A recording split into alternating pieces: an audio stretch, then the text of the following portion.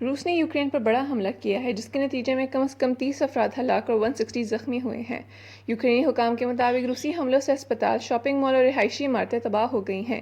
Ukraine کے صدر Zelensky کا کہنا ہے کہ روس نے یوکرین پر ہر قسم کے ہتھیاروں سے حملہ کیا ہے۔ یوکرین کی فضائیہ کے ترجمان نے کہا ہے کہ روس نے X-22 قسم سمیت ہائپرسونک، کروز اور بیلسٹک میزائلوں کا استعمال کیا ہے جنہیں روکنا مشکل ہے۔ غیر ملکی میڈیا کے مطابق کئی شہروں کو ڈرونز اور میزائلوں سے نشانہ بنایا گیا ہے۔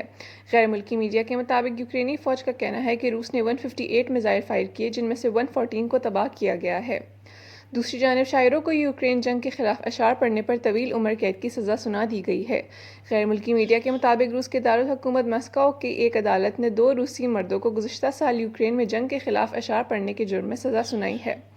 رپورٹس کے مطابق 33 ایئرز اولڈ آرتیم کمارڈن کو 7 سال اور 23 ایئرز اولڈ یگور شتوبا کو 5.5 سال قید کی سزا سنا دی گئی ہے۔